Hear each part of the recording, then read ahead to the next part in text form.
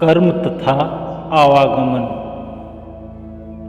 अनेक संतों ने इस संसार को कर्म भूमि कहा है, जहाँ आत्मा को अपने किए हुए कर्मों को भोगने के लिए इस संसार में बार बार आना पड़ता है। उस सच्चे परमेश्वर का न्याय भी सच्चा है। वह न्याय यह है कि शरीर रूपी धरती में जैसे बीज बोए जाते हैं वैसे ही फल पैदा होता है। अगर कोई विष खाता है तो वह जरूर मर जाता है। इसी प्रकार किए हुए कर्मों का फल अवश्य भोगना पड़ता है। उन लोगों की अक्ल पर हैरानी प्रकट करते हैं जो बबूल बोकर अंगूर खाने की और ऊन कतर कर रेशम पहनने की आशा करते हैं।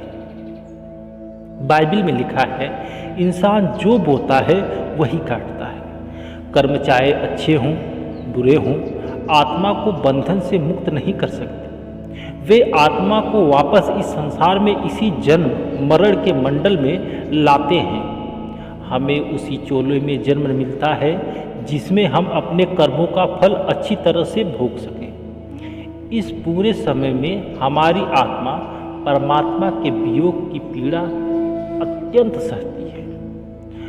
अपने पिछले जन्मों के कर्मों को भोगते हुए हम लगातार नए कर्म करते रहते हैं, जिसके फलस्वरूप हम यहाँ आते और जाते रहते हैं। लगातार इस संसार के जेल खाने में पड़े रहते हैं।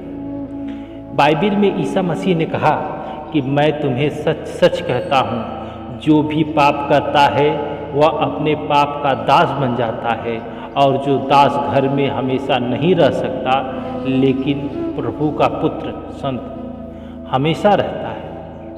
उनके कहने का मतलब ये है कि जो मनुष्य कर्म करेगा उसका फल उसको भोगना पड़ेगा। अब भोगेगी कहाँ?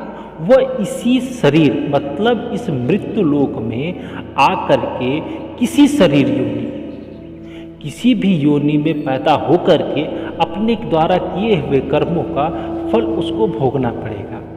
अब वो क्या कहते हैं कि वो हमेशा इस शरीर में नहीं रह सकता।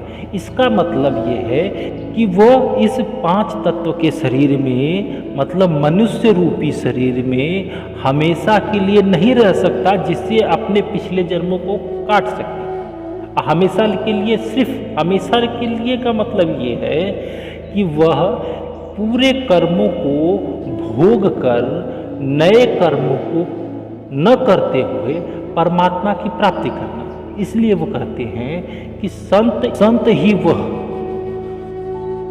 रास्ता है जिनके द्वारा हम अपने पिछले कर्म को काट करके नए कर्मों से बच सकते हैं।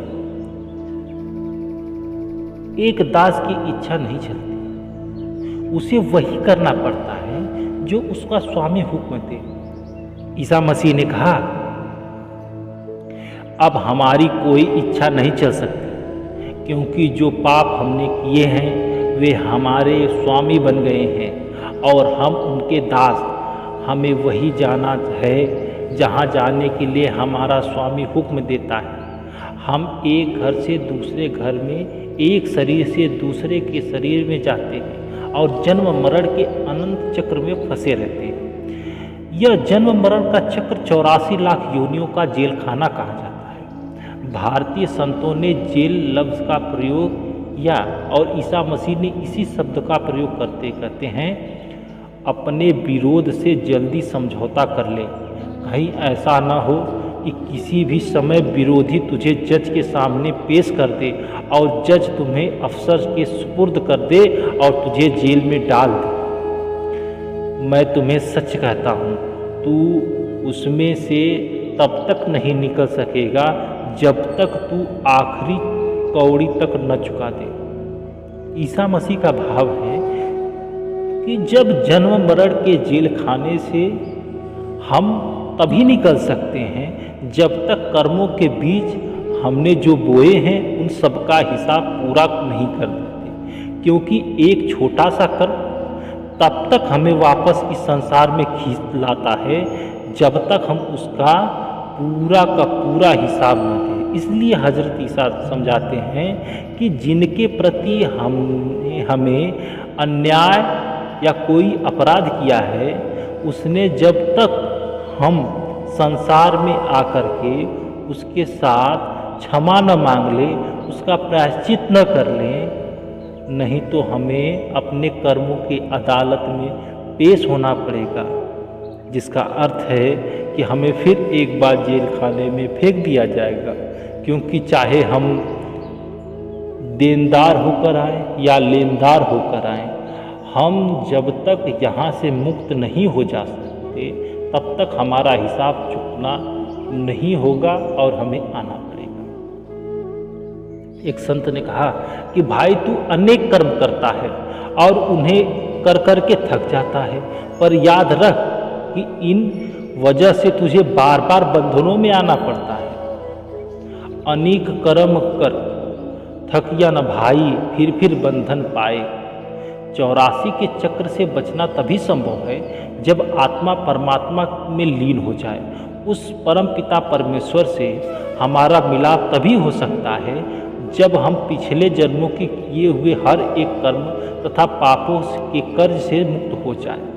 हर नए जन्म में हम पिछले कर्मों का बोझ लेकर आते हैं। जब तक हमारे कर्म का हिसाब समाप्त नहीं हो जाता, हमारे सारे पाप धुल नहीं जाते, तब तक हमारी आत्मा कभी भी पूर्ण और उज्जवल नहीं हो सकती। और जब तक सबके अंदर परमात्मा के मौजूद होते हुए भी आत्मा परमात्मा में लीन, यह अनुभव तथा विश्वास करने के लिए कि हम परमात्मा की अंश हैं, हमें पश्चाताप करना होगा। जैसा कि कहते हैं, पश्चाताप करो, स्वर्ग का राज तुम्हारे पास में होगा।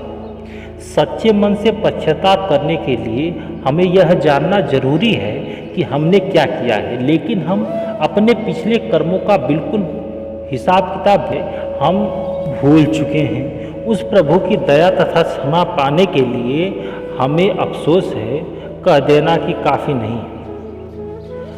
हम उस मालिक की पूजा और भक्ति करके ही पश्चाताप कर सकते हैं। और चेतन धारा या शब्द की पूजा, आंतरिक धुन और प्रकाश की आराधना ही मालिक की पूजा है। दूसरी कोई भी पूजा उस परमात्मा को खुश नहीं कर सकती।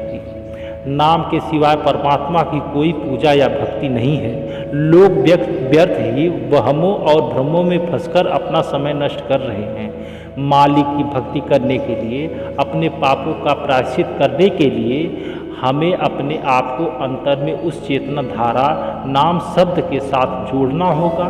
यह शब्द धुन हम सबके अंदर निरंतर गूंज रही है, लेकिन हम गुरु के आदेश के अनुसार रूहानी अभ्यास करके ही उसके साथ जुड़ सकते हैं।